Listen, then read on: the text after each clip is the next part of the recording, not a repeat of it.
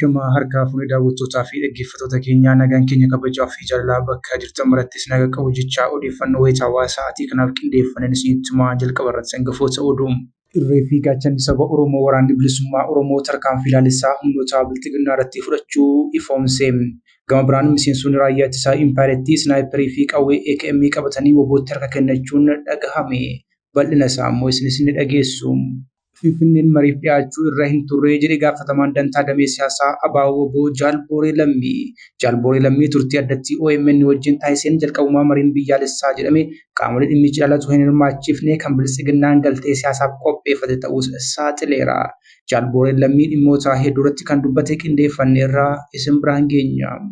Hidhattoonni finxaaleeyyii faannoo jechuun of waaman ammas godina Wallagga Bahaa aanaa Giddaa ayyaanatti guyyaa har'aa haleellaa banuun ifoome. Hidhattoonni kunneen naannoo Beenishaangul Gumuz godina Matakkal aanaa bulanitti dhalattoota Oromoo ajjeesuunis dhagahameera. Gabaasa bal'aa dhimma kanatti qopheeffanneerraa isin biraan geenya.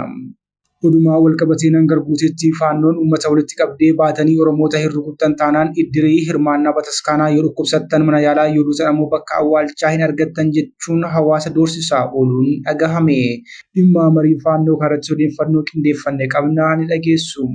Mootummaan Itoophiyaa dhiibbaa haala qilleensaa Elniinoo jedhamuun dhiyeessii anniisaa biyyattii bishaan irratti hirkate irratti gahuu danda'u ilaalchisee akeekkachiisuun tarkaanfiiwwan duraa fi duubaa ittisa isaas fudhatamuu akka qaban akeeke. Kanas bal'inaan qabanneera ni balballoomsina. Paartiin adda bilisummaa uummataa Tigraay TPLF dhaamsa torbanii baaseen qabsoo uummanni Tigraay mirga jiraachuu fi sabummaa isaaf geggeessaa jiru sadarkaa olaanaatti cehuu beeksise. TPLF akka ibsetti uummanni Tigraay uummata haala siyaasaa fi dantaa isaa sirriitti beeku ta'uu addeesseera. Ibsa torbanii TPLF kana qabanneerraa ni balballoomsina.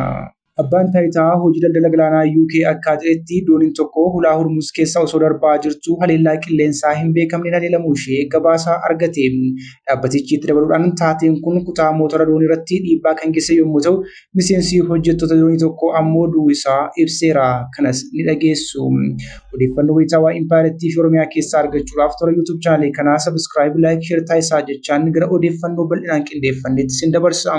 Irree fi gaachanni saba Oromoo waraanni bilisummaa Oromoo tarkaanfii ilaalessaa humnoota bilxiginnaa irratti fudhachuu ifoomse.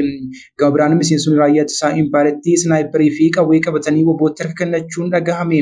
Waraanni bilisummaa Oromoo zooniin kibba bahaa Oromiyaa godina Arsii bahaa aanaa Jajuu keessatti tarkaanfii ilaalessaa humnoota bilxiginnaa irratti fudhachuun hedduu du'aa fi madoon adabuudhaan cinatti meeshaalee waraanaa garaagaraa irraa hiikkachuun ifoome. Woboon tarkaanfii ilaalessaa kanaa gaafa hagayyaa 16 bara 2026 aanaa Jajuu gandaa Mollaamee Qarsaa jedhamu keessatti kan fudhate yommuu ta'u, loltoota sirnichaa hedduu du'aa fi madoodhaan kan adabe yommuu ta'u, kaan ammoo ari'ee bakka dhufanitti kan ofirra deebisee ta'uun eerameera. Qameeshaatiin ammoo qawwee PKM tokko irraa hiikkachuun dantaa qabsoo bilisummaa Oromootiif galii taasiseera. Oduudhumaa walqabateen miseensonni waraana bilxiginnaa hammeenya sirnichaa hubachuudhaan waraana bilisummaa Oromootti harka kennachuu itti fufan. Haala kanaan miseensonni raayyaa ittisa biyyaa lama godina Shawaa Lixaa aanaa Muloo keessaa sirnichaa galuudhaan waraana bilisummaa Oromoo zoonii giddu galaatti harka kennataniiru. Miseensonni waraana bilxiginnaa kunneen Snaayiparii tokkoo fi qawwee AKM tokko akkasumas rasaasa hedduu mooraa bilxiginnaatti baasanii dhufuun wobootti galii godhaniiru. Caasaan waraanaa fi siivilii bilxiginnaa yeroo ammaa burkutaa jiraachuu kan himan loltoonni sirnichaa kunneen simannaa waraana bilisummaa Oromoo taasiseefitti guddaa gammaduu gabaasni argannee addeesseera. Finfinneen mariif dhiyaachuu irra hin turre jedhee gaafatamaan dantaa damee siyaasaa ABO Jaalboree Lammii. Jaalboree Lammii turtii OMN wajjin taasiseen jalqabumaa mariin biyyaalessaa jedhamee qaamolee dhimmichi ilaalatu kan hirmaachifne kan biltsiginnaan galtee siyaasaaf qopheeffate ta'uu hime. Marii qaamolee dhimma ilaalatu hirmaachifne kanatti ammoo Finfinnee uummanni Oromoo wareegama guddaa irratti kaffalee mariif dhiyeessuun dogoggora guddaa akka ta'e yaadachiise. Qondaalli waraana bilisummaa Oromoo Jaalboree Lammii gaaffii fi deebii taasise kanaan haala yeroo ana keessa jiru tarkaanfiiwwan mooraa qabsoo keessatti fudhatamaa jiranii fi haala ji'oopolitikaa naannichaa irratti ibsa bal'aa kenneera. Gaaffii fi deebii kana keessatti qondaalichi ejjennoo sochii isaanii fi mul'ata gara fuulduraatti xiyyeeffannoon hojjechaa akka jiranillee dubbateera. Jaalboree Lammii haala sochii waraanaa irratti ibsa kenneen woboon godinaalee fi aanaalee adda addaa keessatti bobbaa fi tarkaanfii waraanaa geggeessaa jiru jabeessee akka itti fufee jiru mirkaneesse. Lolaa fi sochiin yeroo dhiyoo keessatti waraanichi taasisaa jiru bu'aa gaarii argamsiisaa akka jiru ibsuudhaan uummanni isaanii dinagdee fi meeshaa gahaa ta'uu fi qophii guutuu akka agarsiisaa jirus addeesseera. Kaayyoo fi mul'ata qabsoo ilaalchisee qondaalichi akka dubbatetti qabsoon bilisummaa Oromoo mul'ata mirga sabaa fi hiree murteeffannaa uummata Oromoo kabachiisuu irratti kan hundaa'e ta'uu eere. Mirga alagaaf osoo hin taane kabajaa fi sabummaa Oromoo mirkaneessuu WBO'n hanga galma isaatiitti kan falmu ta'uu ibsuudhaan injifannoo argamaa jiru galma dhumaatti ceesuu waanichi qophii ta'us addeesseera. Barattii Jaalboo'ee Lammii ergaa uummata Oromootiif dabarseen tumsaa fi deeggarsa hawaasni qabsoo kanaaf taasisaa jiru guddaa galateeffateera. Qabsoon kun galma akka gahuuf uummanni Oromoo bakka jirutti gamtaan akka dhaabbatu humnaa fi deeggarsa dinagdees ta'e yaadaa WBO'f kennuun akka cimsu waamicha dabarsuu isaa gabaasni kun ni addeessa. Hidhattoonni Finxaaleeyyii Faannoo jechuun of waaman ammas godina Wallagga Bahaa Aanaa Giddaa ayyaanatti guyyaa har'aa haleellaa banuun ifoome. Hidhattoonni kunneen naannoo Beenishaangul Gumuz godina Matakkal Aanaa Bulanitti ammoo dhalattoota Oromoo ajjeesuun dhagahameera. Hidhattoonni Finxaaleeyyii Faannoo jechuun of waamanii fi waggootaaf lixa Oromiyaa keessatti haleellaa raawwachaa turan ammas gocha isaanii kana itti fufanii akka jiran himame. Haala kanaan godina Wallagga Bahaa Aanaa Giddaa ayyaanatti humnoonni Finxaaleeyyii kun guyyaa har'aa uummata irratti dhukaasa banuun dhagahame. Jiraattonni akka jedhanitti bakka addaa Fandaqaa jedhamutti humni Finxaalessaa Faannoo uummata irratti dhukaasa baneera. Kana malees humnoota mootummaa Oromiyaa daandii eegaa jirratti humni kun dhukaasa banee akka jiru maddeen ifoomsaniiru. Humna kana guutuutti naannawaa sana keessaa hanga hin dhabamsiifamnetti nageenyi uummataa waan eegamuu akka hin dandeenye jiraattonni dubbachaa jiru. Humni Finxaalessaa kun torban darbee keessa hanga guuteetti haleellaa cimaa banuudhaan namoota nagaa 30 ol galaafachuun ni yaadatama. Oduudhumaa walqabateen naannoo Beenishaangul Gumuz godina Matakkal Aanaa Bulanitti dhalattoonni Oromoo humna Finxaalessaa Faannootiin ajjeefamaa jiraachuu dhagahame.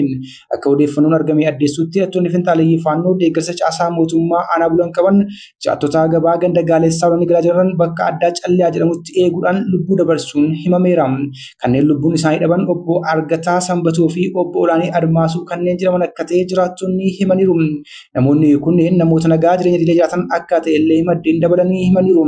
Godina Matakkal aanaalee akka Bulan, Dibaatee, Wambaraafaa keessatti humnoonni Finxaaleeyyii Faannoo fi caasaa mootummaa keessaa kanneen isaanii wajjin hojjetan haleellaa uummata Oromoo irratti xiyyeeffate irra deddeebiin raawwachaa akka jiran jiraattonni himataniiru. Hanga guuteetti Faannoon uummata walitti qabdee baatanii Oromoota rukuttan taanaan iddirii hirmaannaa bataskaanaa yoo dhukkubsattan mana yaalaa yoo dhutan ammoo bakka awwaalchaa hin argattan jechuun hawaasa doorsisaa ooluun dhagahame. Finxaaleeyyiin Amaaraa Faannoon Wallagga Bahaa hanga guutee naannoo ganda qubattootaa mandara 21 fi 22 jedhamu keessatti guyyaa kaleessaa jiraattota naannoo walgahii ka'uudhaan namni waggaa 15 hanga 60 jirtan wajjin baatanii Oromoota hin rukuttan taanaan tajaajila hawaasaa kanneen akka iddirii hirmaannaa bataskaanaa yoo dhutan akka hin awwaalamne, dhukkubsannaan akka hin yaalamne, dhalchinaan kiristinnaa akka hin kaasifannee fi kanneen biroo hin argattan jechuun uummata irratti labsii dabarsaa ooluun ifoome. Finxaaleeyyiin Amaaraa Faannoon kana kan jettu Oromoos ta'e Amaara sabaraanicha keessa jiraatu hunda walitti qabdee qaama isaan lolu Oromoon waliin lolu qabdu jechuun dhaadannoo kana dubbachaa uummata wajjin doorsisaa ooluun dhagahame. Humni Finxaaleeyyii Faannoo kun yeroo ammaa kana tarkaanfii qaamni nageenyaa Oromiyaa irratti fudhateen bakkoota duraan qubattee turteerraa hagaa tokko wareegama guddaa booda lakkistullee ammas hanga guutee bakkoota akka Tulluu Leencaa yookiin mandara sadaffaa keessatti boolla yookiin mishigii qoffarattee akka qophooftee ta'aa jirtu eeruun hawaasaraan qaqqabee ni addeessa. Naannoo Andoodee Diichoo bakka bishaan jajjabaa jedhamuttis lolaaf mishigii qotattee akka jirtu akkasumas bakka Fandaqaa yookiin teessoo birruu jedhamee waamutti haalumaa olitti eerreen baay'inaan qubatanii akka jiran maddeen naannichaa eeruu kennaniiru. Yeroo ammaa kana tarkaanfii torbee kana keessaa qaamni nageenyaa Oromiyaa aanota qubsuma Faannoo ta'e keessatti fudhateen miidhaa dhaqqabee irraa damdamachuuf humna qabdu hundaa hanga guuteetti walitti qabachaa akka jirtu maddeen naannichaa himaniiru. Uummanni keenya dhaamsa olii kana hubachuudhaan of eeggannoo taasisuun barbaachisaa akka ta'ee fi odeeffannoo tattamaa argatu ammoo qaama nageenyaaf eeruu akka kennu asumaan waamicha taasifna. Mootummaan Itoophiyaa dhiibbaa haala qilleensaa Elniinoo jedhamuun dhiyeessii anniisaa biyyattii bishaan irratti hirkate irratti gahuu danda'u ilaalchisee akeekkachiisuun tarkaanfiiwwan duraa duubaa fi ittisa isaas fudhatamuu akka qaban akeeke. Bishaan humna ibsaa biyyattii keessaa 90% ol kan maddisiisan hidhaawwan humna bishaanii ta'uu isaanii kan eeree dhaabbanni humna ibsaa Itoophiyaa Elniinoon haala qilleensaa ulfaataa fi jireenya qonnaa irratti rakkoo uumuu malees tasgabbii fi wabii sara ibsaa biyyattii irratti sodaa uumaa akka jiru ibseera. Dhaabichi itti fufuun ol ka'iinsi ho'aa sababa Elniinoo mudatu adeemsa qilleensaa bubbee fi rooba idil-addunyaa jeequun gogiinsa cimaa fi hanqina bishaanii geessisa. Haalli kunis sadarkaa bishaanii kuusaa hidhaawwan humna bishaanii hir'isuun dhiyeessii anniisaa irratti gufuu cimaa uuma jechuun akeekkachiiseera. Roobni xiqqaachuun bishaan gara hidhaatti yaa'u caalatti akka hir'isu kan eeru dhaabbatichi hammi bishaanii sadarkaa xiqqaan taarbaayinatti gadi yoo bu'e taarbaayinoonni guutummaatti hojii dhaabuu akka danda'an addeesseera. Akkasumas garaagarummaan dhiyeessii fi fedhiin ibsaa jiraachuu bal'achuun buufatoonni raabsaa fi wiirtuleen to'annoo humna ibsaa dabareedhaan akka muran isaan dirqisiisaa jedhe. Kunis manneen jireenyaa fi seektaroota dinagdee murteessoo ta'an irratti dhiibbaa akka uumu yaadachiise.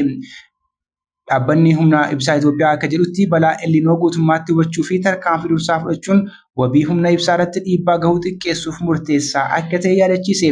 Tarkaanfiiwwan ijoo ta'an keessaa madda anniisaa babal'isuu, bulchiinsa qabeenyaa bishaanii qajeelchuu, ragaa haala qilleensaa ammayyaa'aa fi gochaalee qusannaa anniisaa cimsuun kanneen bu'uuraati jechuun yaadachiise.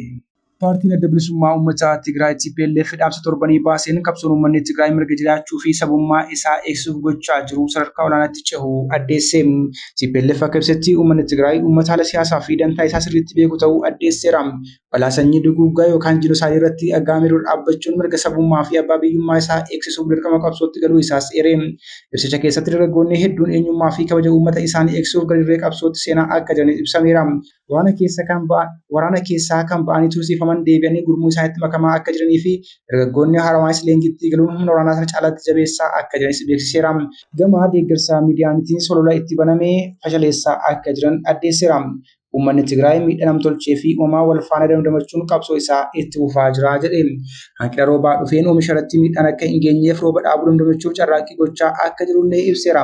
TPLF akka ibsetti uummanni sun tokkummaan dhaabbatee rakkoolee kana bira darbuuf murteeffateera. Xumura irratti qabsoon haqa qabeessi uummata Tigraay piroopagaandaa hunda diiguun gara injifannoo hin oolleetti socho'aa akka jiru ibseera. Sadarkaa murteessaa kanarratti uummanni Tigraay tokkummaan dhaabbachuun kabaja mirga abbaa biyyummaa fi tasgabbii isaa mirkaneessuudhaan Tigraay nagaa fi guddoo ni ijaaraa jedheera.